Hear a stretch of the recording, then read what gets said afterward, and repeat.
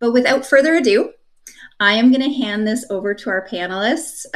If you guys could just introduce yourself, let us know, the name of your organization, roughly your size, and one thing that you would like to mention about your involvement with Andar, or a neat project that you've been working on in the recent past.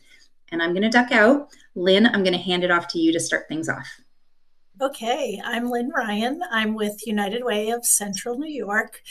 We are approximately 32 employees, and our budget is somewhere around $8 to $9 million. We have been working very closely with Ines and the team at Andar because we've been streamlining many of our processes, and we had made the determination probably about 2 to 3 years ago that Andar was going to be our one-stop shop. We have been working on getting all of our data into the system and then being able to pull it back out. So if I had to highlight one component, I think it would be community build, because we had added that module and hadn't had it before, and it has streamlined so many of our processes, from applications for funding down to our agency recertification and registration process for the statewide employees campaign. Amazing. Thank you, Lynn.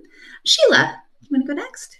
Sure. Hi, everyone. My name is Sheila Tulli. I am with United Way of Berks County here in Reading, Pennsylvania. We have an annual campaign of around $11 million. And then last year, in celebration of our 100th anniversary, we brought in an additional $11 million to support that particular campaign. We've been using Andar since, I think it's 2012, for quite some time. I was part of the conversion and implementation team, and I would say one of the proud things that we can boast about with Andar is that it is, as Lynn said, a central database for our entire organization, and we're really committed to using it as both operational and strategic work. So we can get to more of those details in a bit. Amazing. Thank you. Elliott. Thanks, Ines. Elliott Erickson. I work at the Greater Twin Cities United Way in Minnesota. Our United Way serves the metro area around Minneapolis and St. Paul. We have a total of about 190 staff, which 125 are office staff, since we have a pretty large call center presence when we administer our 211 and 988 lines for our area, as well as a large section of Minnesota. Been at our United Way in a variety of roles for about 10 years. We've used Andar fully since about the end of 2023, but we're using Andar's gift processing for 15 years prior to that. And like a few others on the call, we moved to Andar as one main system, and we're in the process of centralizing a lot of our different tools over the years. And so like others, we did recently combine our community impact function, our grant making, our advocacy, our impact work with our fundraising gift processing into one system, and have been most recently working on building our events into Andar as well. So we use Andar for all of our systems, whether it's fundraising, grant making, community impact, gift processing, and integration with MailChimp for our email marketing. Amazing. All right. Thank you. Linda. Good afternoon, everyone. I'm Linda Jones, Executive Vice President, Chief Development Officer at United Way of Southwestern PA, which is the Pittsburgh and surrounding counties. Last year, our revenue was at $38.4 million, and we are also in the midst of a 100th anniversary campaign. So in 2027, we will celebrate our 100th year in the community. Very exciting. And we are in the middle of a $40 million endowment campaign to celebrate our 100th year. We are halfway there. Yay. And still have quite a ways to go. We've been on Andar exclusively for, I'm just going to say many years, because I don't want to get the number wrong. We had 2 different databases, and we can talk about that a little bit more, but found that Andar was the right solution for us. And I think the project most recently we've worked on with Andar that it has excited us is the agency, the agency approval system through iGuide and not having to have a staff person go out and do the manual work to approve the agencies, but using that tool to help us get the agencies certified for the campaign year. Excellent. Thanks so much, Linda. And Lisa. Hi, good morning, good afternoon, everyone. I'm Lisa Carreño. I'm President and CEO of the United Way of the Wine Country in Northern California. We're a 5-county region that stretches from just north of the Golden Gate Bridge in Sonoma County up to the Oregon border. We are probably the smallest of the communities represented in today's call. We've got only about maybe 650,000 people living in a 5-county region that is pretty vast and mostly rural. Our budget is under $2 million. So we are by far a much smaller campaign than those that have shared their experiences with Andar so far. Our staff is 8, and we have 1 full-time fundraising professional, our Director of Corporate and Workplace Giving, Mindy Wright. Mindy's favorite aspect of working with Andar, which has been a part of managing our fundraising for at least 15 years, is work that she and Ines have recently done to create a dashboard that centralizes our corporate, individual, and basic grant data in one place. So that dashboard provides easy access through multiple tabs and customization for providing the ability to look at complex data very quickly. Amazing. Thank you so much, everybody. All right. We are going to dive into the questions. So my first question is, I'm going to direct this to Elliott. What made you decide to consolidate or not into Andar? Yeah, it's a great question, Ines. For us, we had 2 legacy systems that were retiring right around the same time frame. And that kind of forced us to be pretty focused with the systems that we could choose from, and go through a pretty quick migration. And, for us, it came down to, we wanted a system that had enough functionality across all of our core functions, over maybe functionality that wasn't quite ready yet, or maybe had the potential to do more, but wasn't yet fully developed. And even before we moved into Andar, we were centralizing our systems because of the just overwhelming process that it entailed to keep multiple systems set up with bidirectional integrations. Both the time, the lack of governance that allowed for a lot of changes to be really difficult to manage when those things interacted with other systems, and really finding a resource to be able to keep on staff that could manage those integrations. And so as we were looking toward the future and looking towards what the size of our organization may be and the resources we would have for systems like this, we really wanted to go into a single system to allow us to have everyone interacting in that work together, and to really benefit from having a shared database. And so for us, that was why we picked Andar, because the functionality we needed was there, and the ability to also to customize a lot of the different functionality to meet the needs that might be different than maybe more traditional United Way models may need around campaign and grant making. And so we're able to use Andar and customize it well. And so that's why we went and consolidated. Awesome. Thank you. So Linda, you had mentioned something similar when you were doing your intro around consolidation. What made you to decide to consolidate into Andar? And were there any factors that you said, no, this piece won't work? Thanks, Ines.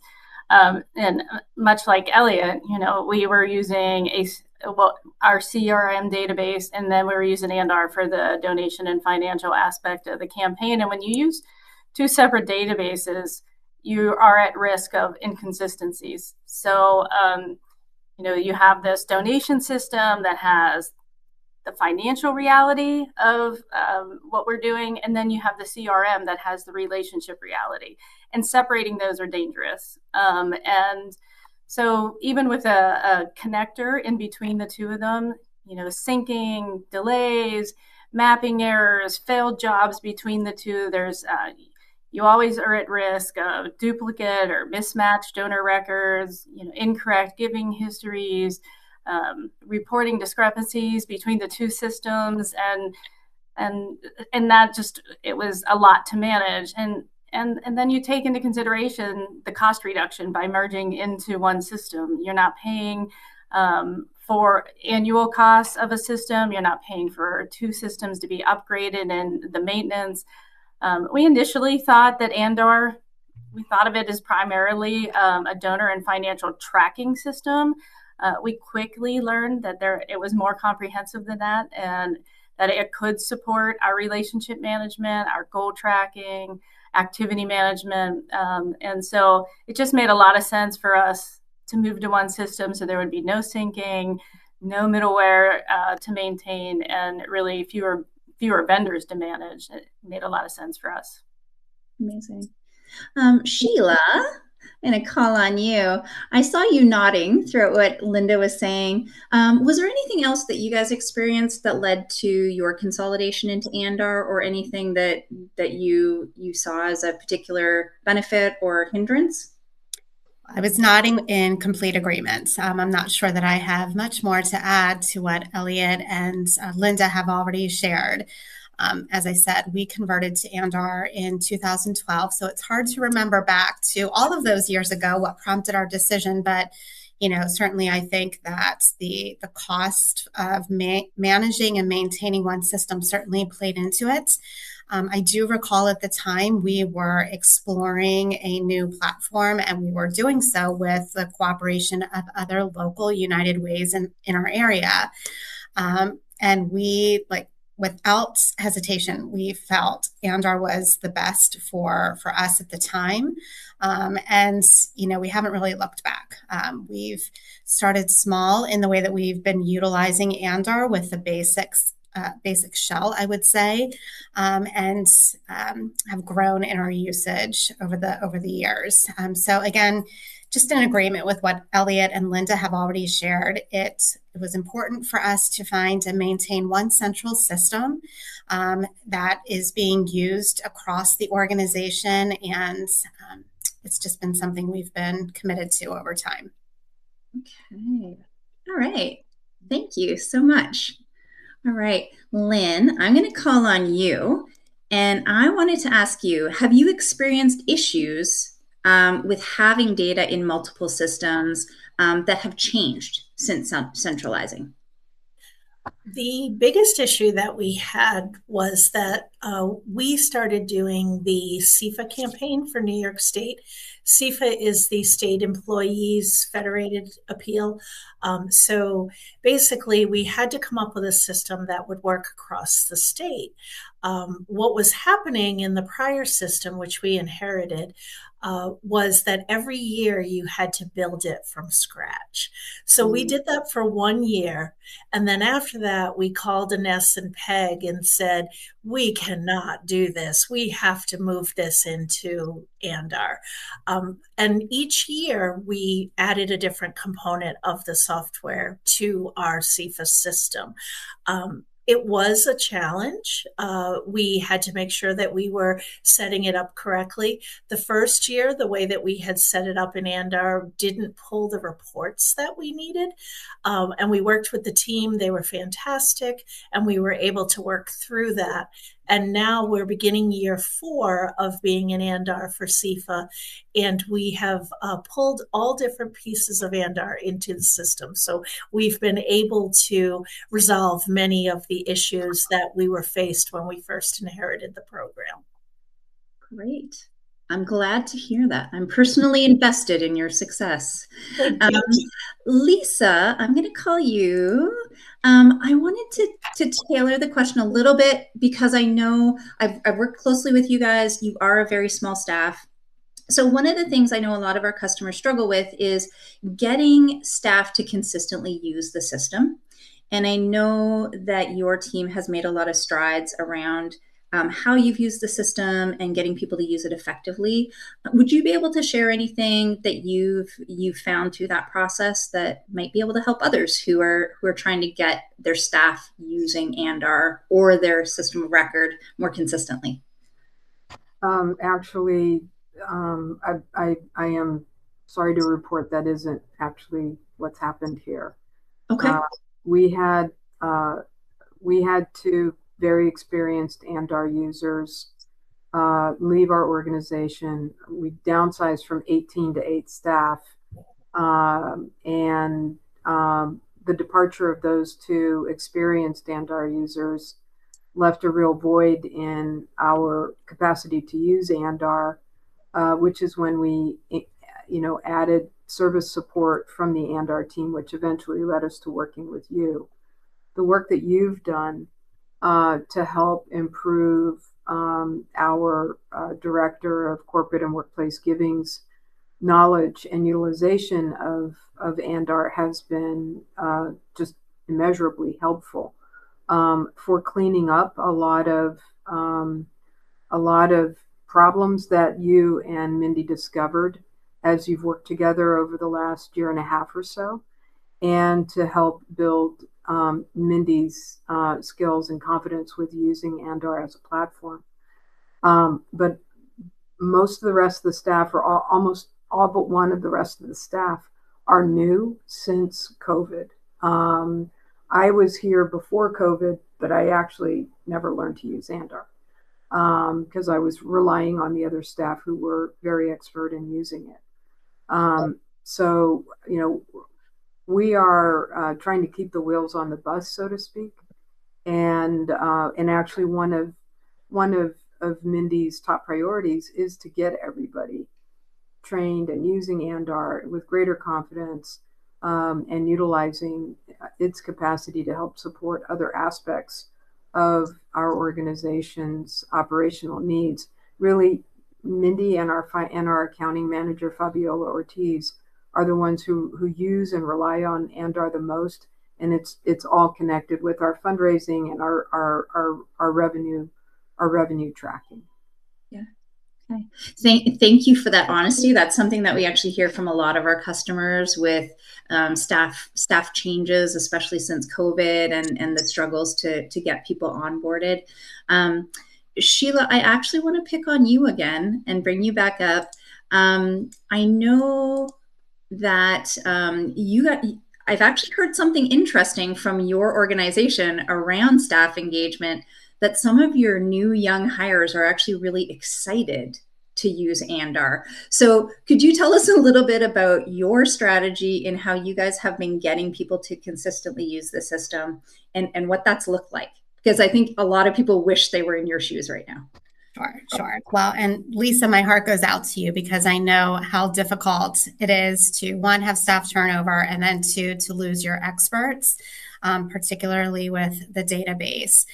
But to Anessa's point, we've been very intentional on making sure that using Andar is not a choice.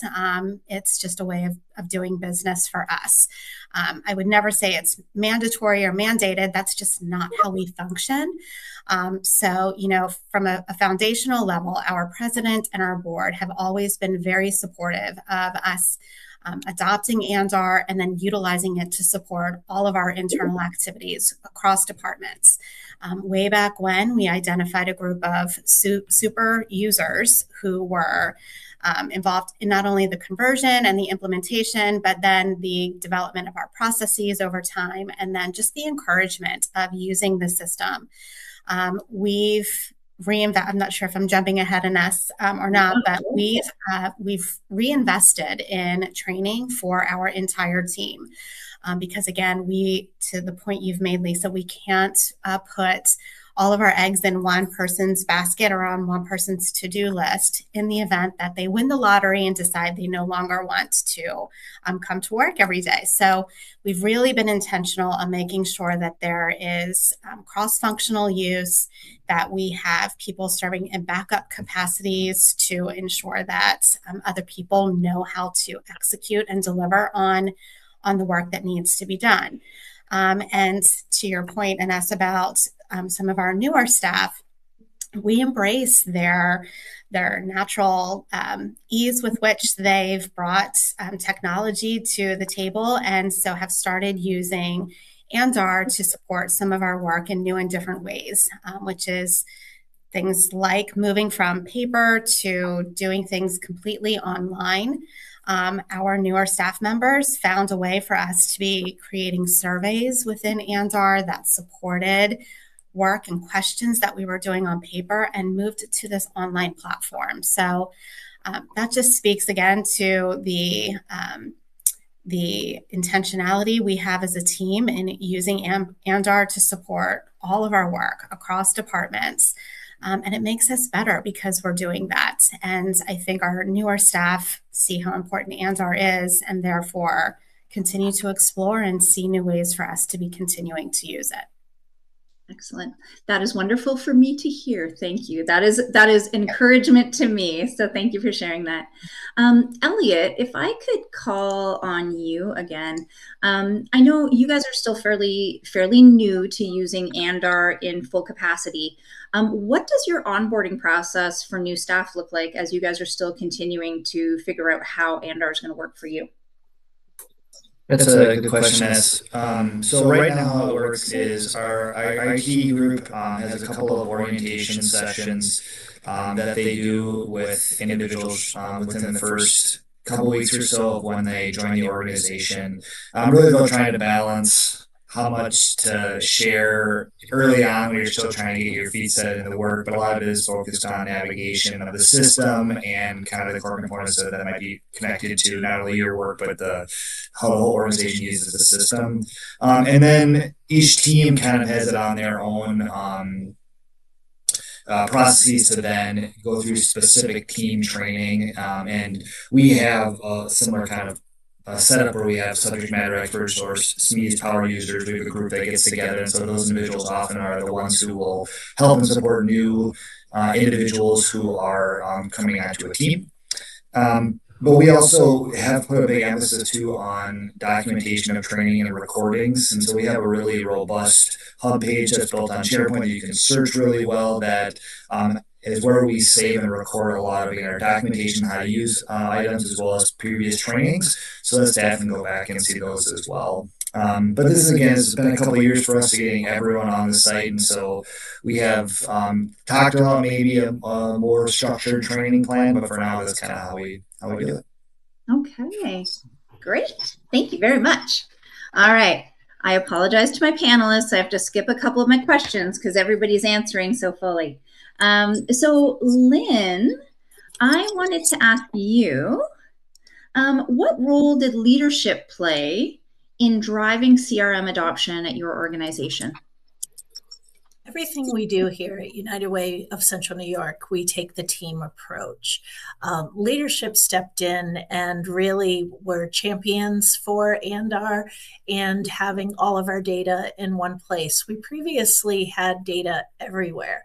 Spreadsheets on different drives on different people's computers, and we have been moving towards having everything stored in Andar, and we've been tackling that one piece at a time.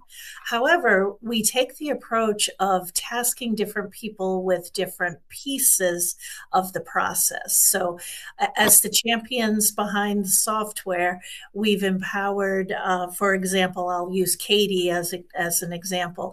She is our chief engagement officer. She heads up the volunteerism. She plans all of the events, her and her team. What we have done is we've integrated iAttend, and she is now the owner of that compartment of the software. We work as a team in the sense that certain functions come out of certain departments, so only certain people can open the envelopes, only certain people can set up e-pledge, etc. But Katie has taken it. She has gone above and beyond. She's made it better. She approaches it from the standpoint of how can we enhance the donor experience? And that's where leadership steps in, right? Katie does it. All of our other C-level team do it as well. We are constantly looking at what does our donors see when they are engaged with us. Excellent. Great. Thank you. All right. Linda, I'm going to call on you. I have recently started working on an e-pledge project with you guys, and I need to say, shout out to your United Way. You guys have an amazing documentation process. So I wanted to ask you, how important are documented processes to your organization? Very. No, I'm just kidding. We see documenting our donation or our processes not just as writing things down. It's really about protecting a donor trust, ensuring compliance, building scalability, and so consistency and accuracy builds donor trust. So when you document processes, you're ensuring that every donation is handled the same way, regardless of who is processing it. And that reduces human error and helps to keep our donors really connected to us, because we're handling their donation as they intended. The operational efficiencies go up when you have documented processes. Staff don't have to figure it out each time. That the steps are very clear. It reduces processing time, and it really eliminates delays. It protects us for continuity, and when people leave, those processes are documented clearly, and so when somebody's being trained, they're being trained the same way because everything is documented. So really a shout out to my team, Roxanne Dunseith, who has done a phenomenal job of making sure everything is documented, and Christine Paul is assisting her in that. And really, it is so critical. I will say 5 years ago, we didn't have everything documented, and we see such a difference now that everything is on paper, really an improvement in how we process. Excellent. Thank you. All right, Lisa, I'm going to tap your shoulder again. So Lisa, you mentioned one of the challenges you experienced was that you had a couple of people who were really responsible for your database. And when those people left, it became really difficult. One of the questions we had flagged was asking people if they had a dedicated CRM owner. And I would just like, if you could weigh in on, is that a good idea? Is that not a good idea? How do you envision that, especially as a small organization? Who should really be accountable for that versus the risks of losing that person? What are your thoughts given your experience? Well, I've appreciated listening to the responses that we've heard from Sheila and Lynne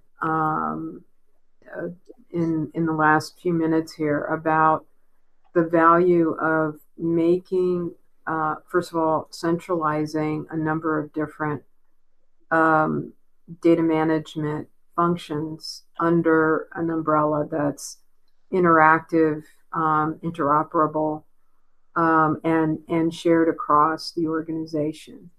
What the practices that I think they've shared highlights is the value of creating operational practices and a culture of engaging with the technology, co-owning and taking shared responsibility for the full utilization of the platform. And to be very honest, in this space, in this organization, under the pressures that we've experienced, we just don't have that capacity.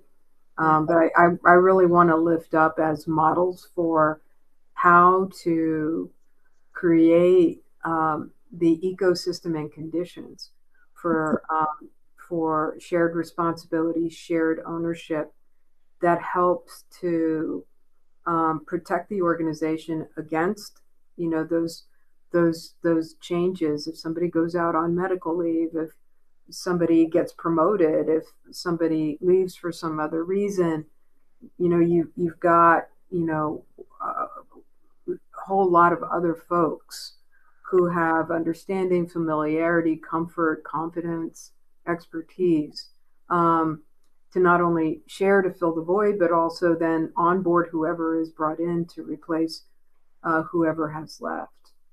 Yeah. Fantastic. I think that it sounds like that is everybody's dream right now. And just depending on resources and current staff, trying to figure out as a team how to make that work. So maybe we need to look at some ways that we can get our leadership teams collaborating a little bit more to share those types of resources and ideas on a regular basis, for sure. Amazing. Thank you. So I did want to, I'm actually going to go back to Elliott again, if that's all right. And Elliott, in the same vein, you guys are a very large organization. So looking at Lisa's small team, you're a very large team. How do you manage CRM ownership in a very different environment, which I suspect have kind of unique challenges to our smaller organizations, but maybe some of them are the same. Sorry, bringing that back around, CRM ownership, how do you guys tackle that? Yeah, I think our systems and our challenges are probably actually similar across the board too. And I just switched my headphones, so let me know if the echo is better. But I think generally I'm probably, our team's accountable to our CRM system and the data overall that goes through it. But we do have maybe a couple layers of ownership, and I might broaden that to our governance as well. So first, we have an application support specialist, Maggie, who I can't brag enough about, whose role is to really know the system well and to support maybe the first line questions, but also be aware of how other staff are using the systems and different functions. And that work is embedded in our IT team and partners closely with our data and financial analysts on reporting. And then we have another layer of power users or subject matter expert group that's made up of staff from every department who are our power users and bring ideas and share updates with their departments. And they also work within their departments to have accountability on the data that their departments are responsible for putting in the system. But then the third kind of layer we put as part of our work is a governance setup that is a team that really helps make some of the more strategic decisions on how we use the system and also how we approve changes and configure Andar, because we know that if you don't have that in place and you make a lot of quick, short decisions on how you might change or put things in the system, that can have some long-term impact on how you can keep Andar working sustainably.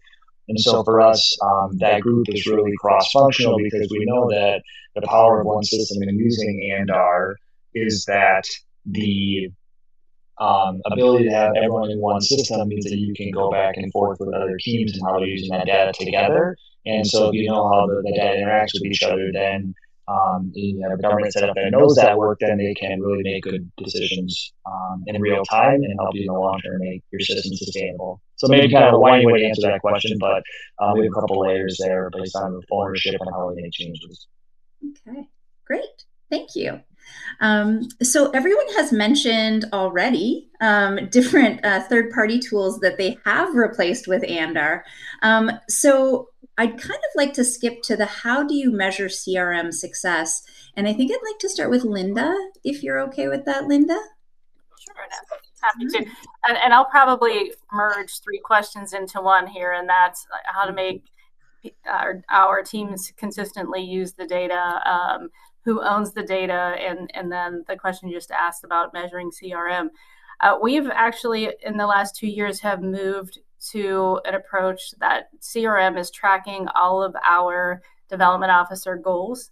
And if it's not in Andar, it didn't happen.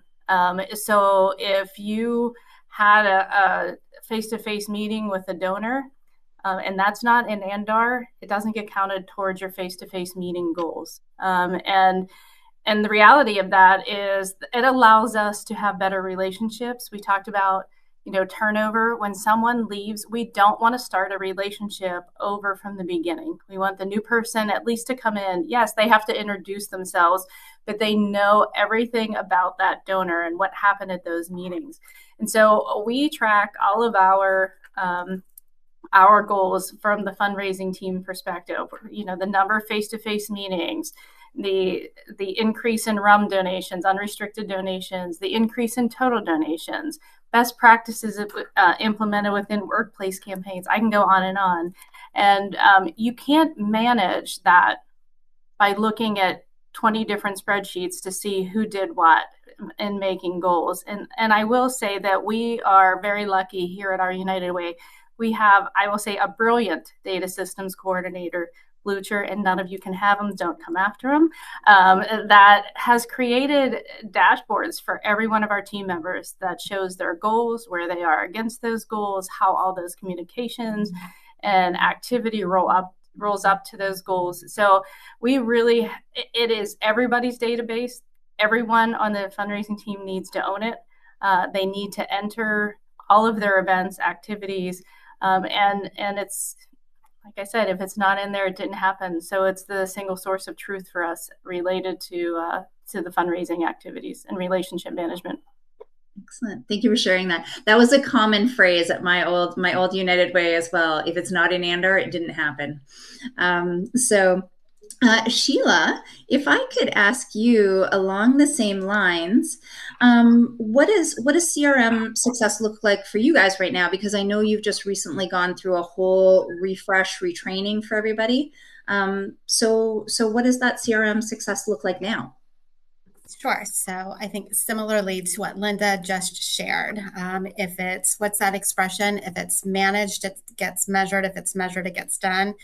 Maybe I have that backwards, but to the point that she was making, we are in a process of recommitting, not that we've ever stepped away from the utilization of Andar, but as our work is evolving, as we recognize the loss of workplace campaigns and the loss of workplace donors, we, like many other United Ways, understand the importance of trying to connect on an individual basis. And so our refresh with Andar has been strategic, with a volunteer sitting at the table, trying to support the reinvestment of training.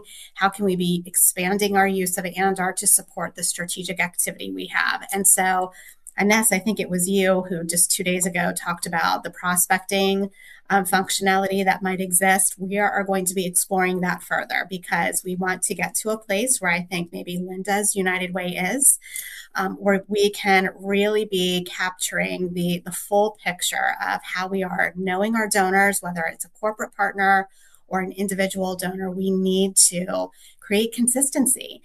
We need to make sure that the entire organization is using Andar to update their event attendance, their volunteer affiliations. We look at it from their pledge perspective. I mean, Andar is the central way for us to all communicate efficiently.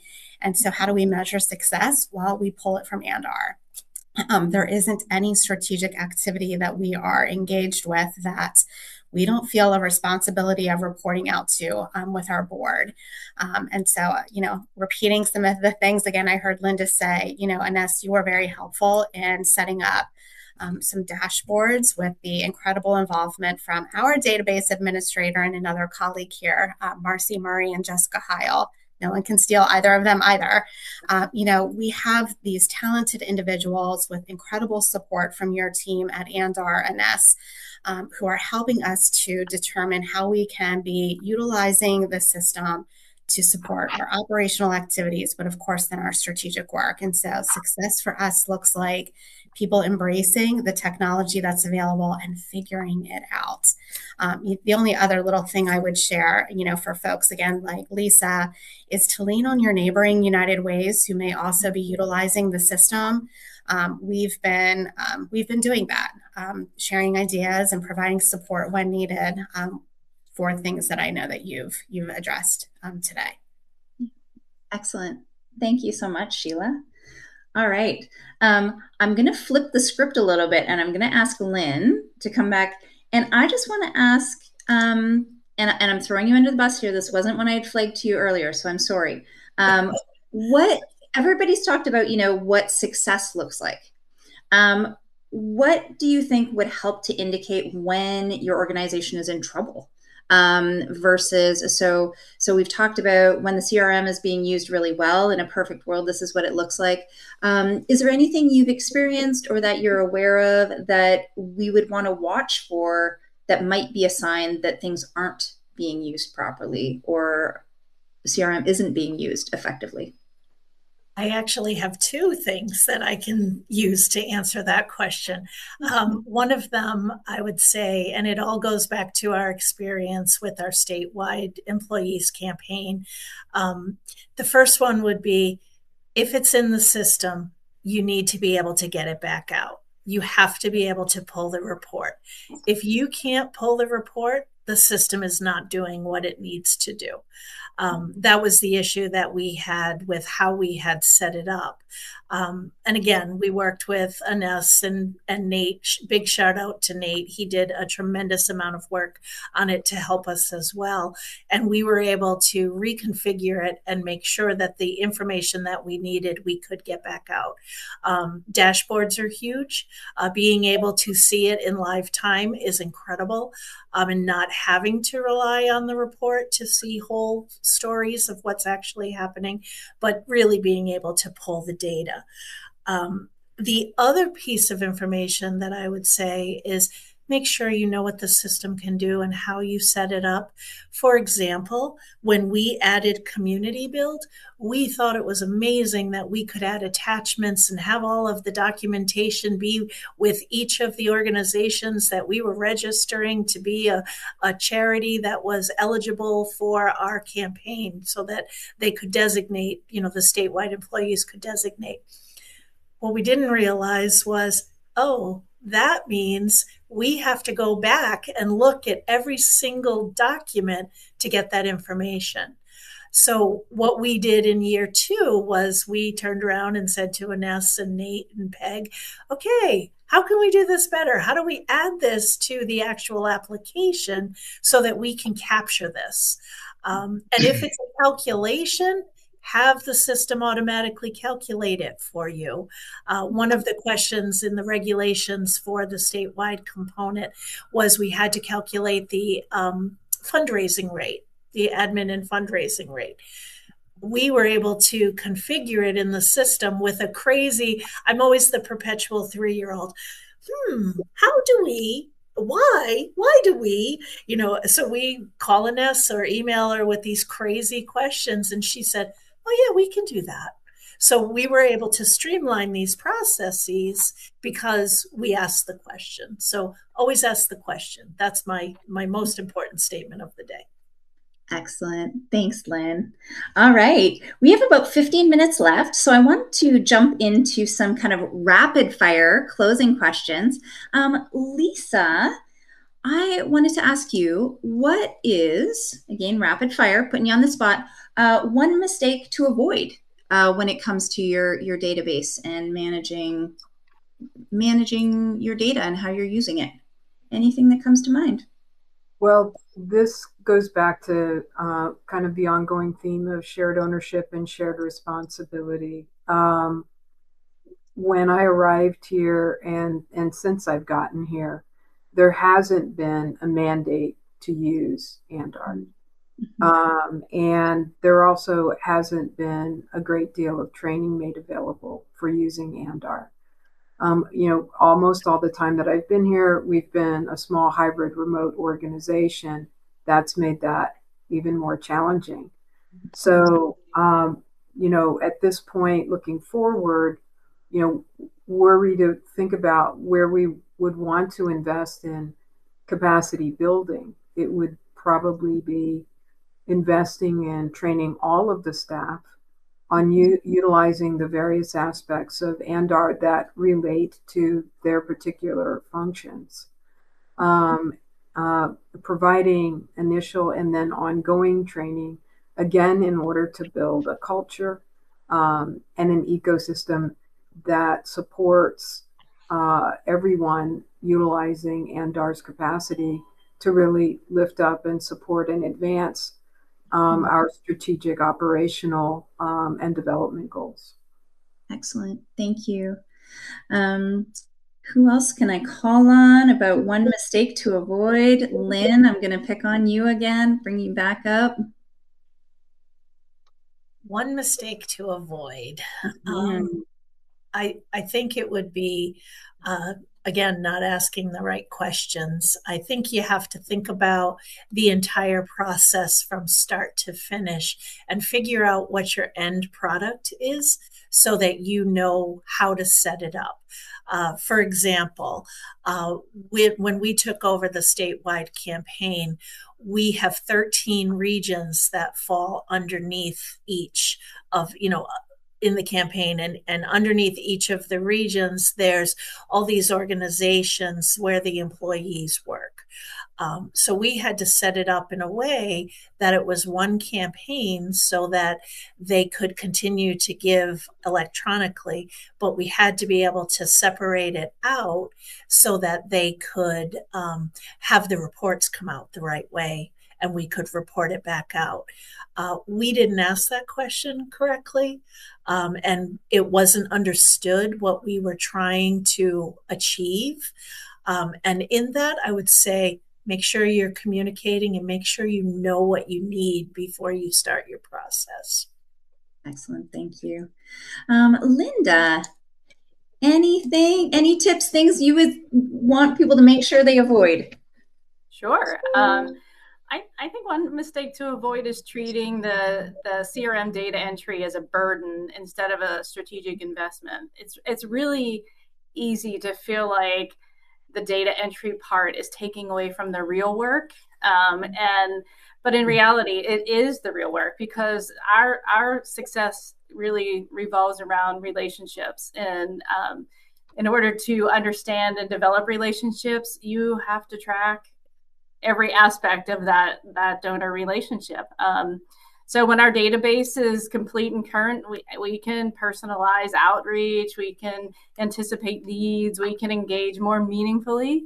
But if it's not in the CRM, it didn't happen. I mean, that's really the way we approach this. So consistent data entry is really important. It saves time in the long run, believe it or not. And what feels like effort up front really prevents duplicative work, missed opportunities, and scrambling later. So when we stop seeing CRM entry as admin work and start to see it as mission critical work, I think we're all in a better place.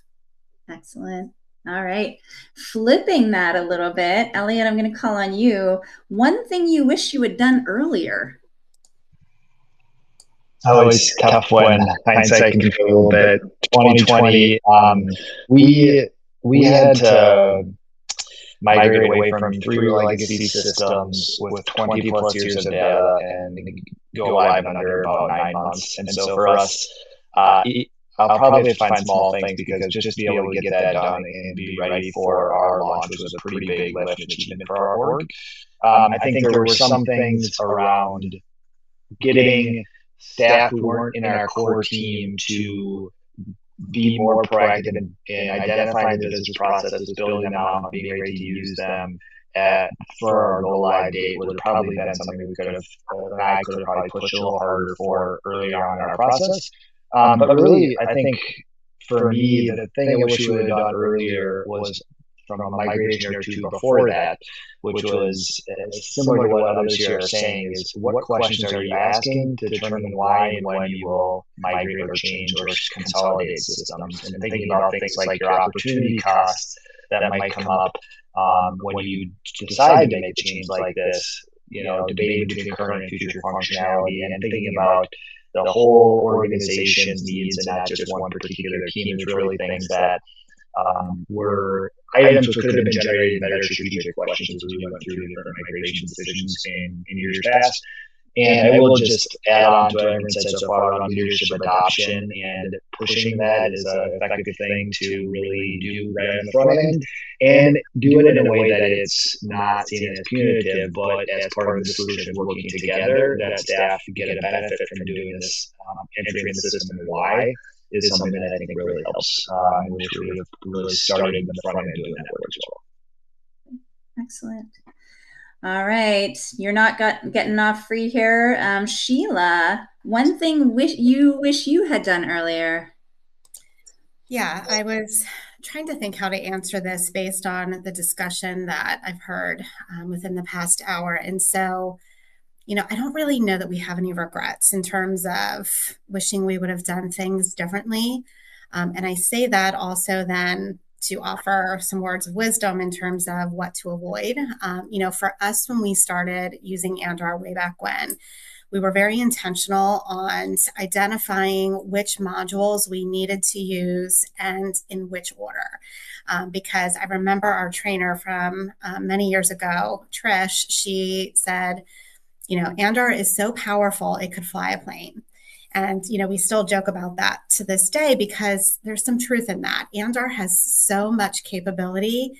And for some smaller shops who are starting off, or for people who don't feel as though they have the staff resources to invest in embracing a new CRM, I'm reflecting back on how we did it. We did it very slowly and intentionally, but to answer the question, if I could say what was one thing we wish we did embrace earlier, it probably would be the e-pledge component. We had been using an outside source to manage our e-pledging system when we converted to Andar. And I think now seeing how almost all of our workplace campaigns are facilitated through the e-pledge, and knowing the efficiencies that are created from using it, and even the opportunity for us to be upselling donors or customizing messaging, that is all possible because of the way that we've embraced that. So if there's anything maybe we wanted to adopt sooner, it would have been that. Amazing. Thank you. Lisa, I'm going to pull you back up. Is there anything you wish you guys would have done earlier? Well, I think something that has proven to be incredibly helpful to us over the past couple of years has been using Andar staff. For example, our working relationship with you, as adjunct and to augment our own small team. You have become a part of a small group of consultants that fill out the operational functions that we need to be able to deliver the work that we deliver in our region, and having the service and support pack that we have with you to meet regularly with the staff that you meet with and help us troubleshoot and efficiently find solutions to challenges and course correct quickly as we are developing the dashboard, for example, and building out a more thoughtful, intentional, robust resource development plan and implement that.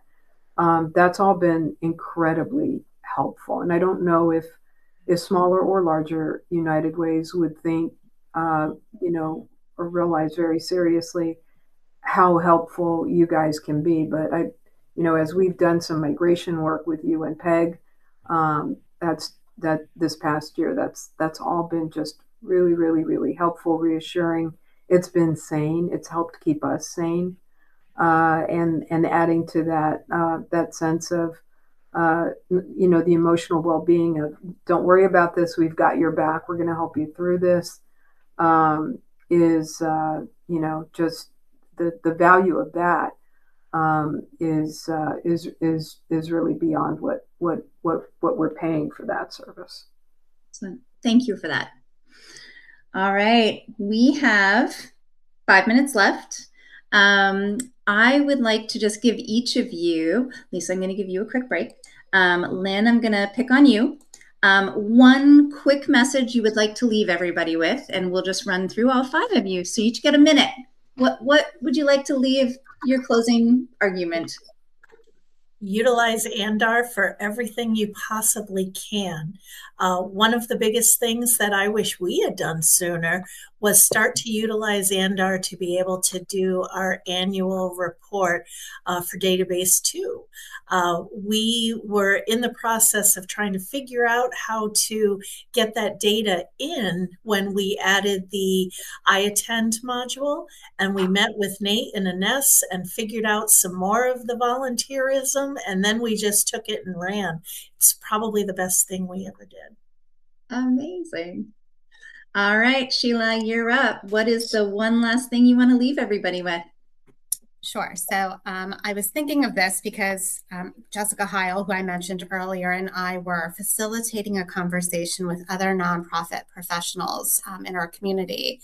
And the discussion came up and people were just complaining about their CRM. And it just dawned on me that, maybe there is no perfect CRM, but I'd say that as long as your organization is committed to using it cross-functionally and recognizes the value of its worth, you figure out how to make it work. And we've certainly embraced Andar, the incredible team that you all have.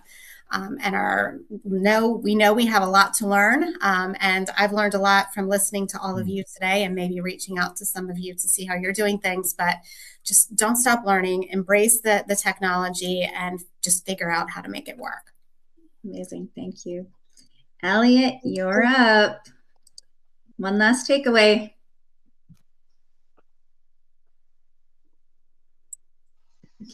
I would say that your system and how you use your system shouldn't be separate from your organizational priorities. It should be used to moving forward, to measure them, and have alignment with that, with leadership that you're doing so much on the call today, and with the staff that are using the system. If you pair all that together, it'll feel like the system's working for you as opposed to trying to keep people in there all the time and doing things. So I would just continue to work with your leadership on that, and as you get that alignment, I think take off well.